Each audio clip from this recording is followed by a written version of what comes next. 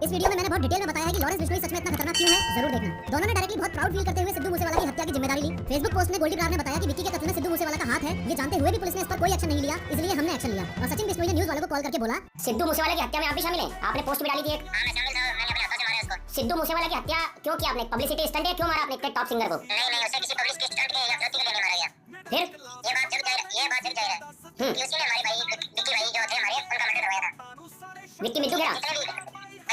क्योंकि ये इतना बड़ा नेशनल लेवल का मुद्दा था तो पुलिस को तो एक्शन लेना ही था। इसलिए 6 में से सिद्धू मूसेवाला के 3 शूटर्स को तो दिल्ली पुलिस के स्पेशल सेल ने अरेस्ट कर लिया था। ये 3 थे प्रियव्रत फौजी, कशिश और अंकित सिरसा। और जो 3 भाग गए थे उनमें से 2 का पुलिस ने एनकाउंटर कर दिया था। एनकाउंटर जिनका हुआ वो 2 थे, जगरूप सिंह रूपा और मनप्रीत सिंह। ये एनकाउंटर 4 घंटे चला था, जिसमें 3 पुलिस वाले भी घायल हुए थे और स्पॉट से AK-47 भी रिकवर की गई थी। और फाइनली लास्ट वाला जो था दीपक मुंडी, इसको 10 सितंबर 2022 को पुलिस ने नेपाल बॉर्डर से धर दबोचा। इन शॉर्ट 6 के 6 शूटर्स पर पुलिस का एक्शन हो चुका था। जो बोलेरो इस्तेमाल की गई थी, ये लीक्ड सीसीटीवी फुटेज बताती है कि वो बोलेरो हत्याकांड से 4 दिन पहले ही हरियाणा में लाई गई थी। और ध्यान से सुनो कि कैसे उस बोलेरो ने ही इन क्रिमिनल्स को पकड़वाया था। असल में मूसेवाला के ऊपर गोलियां चलाने के बाद कुछ इस तरीके से सारे के सारे क्रिमिनल्स ने उस बोलेरो में ट्रैवल करते वक्त ये वीडियो बनाया, जिसमें सब अपने दोनों हाथों में बंदूकें दिखा रहे थे और अपने आप को स्टंट साबित करने की कोशिश कर रहे थे। उसके बाद मनसा से 13 किलोमीटर दूर इस बोलेरो को इन लोगों ने अबेंडन कर दिया और भाग गए। जब पुलिस को वो बोलेरो मिली तो छानबीन करने पर पुलिस को फतेहाबाद के एक पेट्रोल पंप की रिसीट मिली। पेट्रोल पंप पर जाकर पुलिस ने सीसीटीवी फुटेज चेक किया तो पाया कि इसमें तो प्रियव्रत फौजी शामिल है। तो कुछ इस तरीके से पुलिस को लीड्स मिली थी। भले ही पुलिस ने अपनी तरफ से बोल दिया हो कि सिद्धू मूसेवाला असैसिनेशन के पीछे सिर्फ इंटर गैंग राइवलरी ही है, लेकिन सिद्धू बाजी की फैमिली इस बात से टोटली डिनाई करती है। सिद्धू मूसेवाला असैसिनेशन को उनके फैंस का बहुत बड़ा पोर्शन पॉलिटिकल एंगल देता है। सिद्धू मूसेवाला सिर्फ एक अमेजिंग सॉन्ग राइटर और सिंगर ही नहीं बल्कि पॉलिटिशियन भी थे। फेम मिलने के साथ ही उन्होंने 2021 में कांग्रेस ज्वाइन कर ली और मनसा डिस्ट्रिक्ट से 2022 में चुनाव भी लड़े।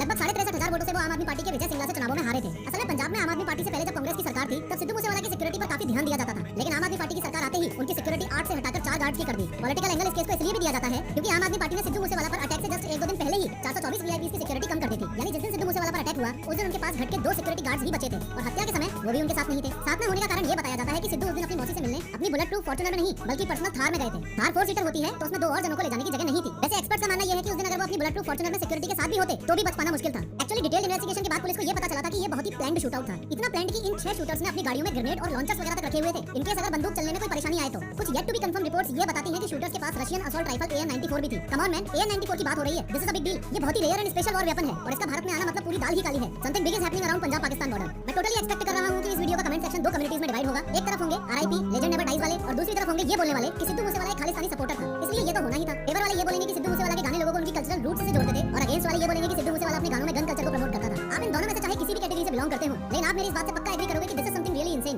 ये देखो आसपास के घरों तक में गोलियां लगी थी, दीवारों तक में गोलियां घुसी पड़ी हैं। शूटिंग के टाइम जहां थार खड़ी थी वहां ऐसे पेचे गाड़ दिए गए हैं स्पॉट को मार्क करने के लिए। 1 साल बाद भी ये स्केरी सीन्स हमें पंजाब के गन कल्चर के बारे में बात करने पर मजबूर करते हैं। पंजाब इंडिया की सिर्फ 2.3% पॉपुलेशन कंटेन करता है, लेकिन टोटल इंडिया के 10% लाइसेंस्ड आर्म्स पंजाब के पास ही हैं। भारत के टोटल 40 लाख लाइसेंस हथियारों में से 4 लाख तो पंजाब के पास ही हैं और जो क्राइम्स हो रहे हैं वो ऑब्वियसली नॉन लाइसेंस्ड हथियारों से हो रहे हैं। सिद्धू मूसेवाला के कुछ फैंस ये भी मानते हैं कि ये हत्या एक मिस्ट्री टाइप है। शायद सिद्धू को पता था कि वो कब और कैसे मरेगा। बहुत ही खतरनाक कोइंसिडेंस है कि 295 सॉन्ग उसका मोस्ट पॉपुलर है और डेथ भी 29/5 यानी 29 मई को ही हुई। सिद्धू अमेरिकन रैपर टुपैक शकूर का बहुत बड़ा फैन था और जैसे उसकी हत्या हुई सेम तरीके से सिद्धू की भी हत्या हुई। खैर हम सब फिलहाल ये जानते हैं कि हमने एक रियली टैलेंटेड सिंगर और सॉन्ग राइटर खोया। इस प्राउड फादर और टूटी हुई मां ने अपना बेटा खोया और एक फियांसे ने अपना होने वाला पति खोया। और हां, गैंगस्टर्स पंजाबी सिंगर्स के पीछे क्यों पड़े रहते हैं इस बारे में भी हम फ्यूचर में बात करेंगे। सिद्धू मूसेवाला को मारने के बाद लॉरेंस बिश्नोई का सलमान खान को मारने का प्लान इतना स्ट्रांग कैसे है इस वीडियो में समझो।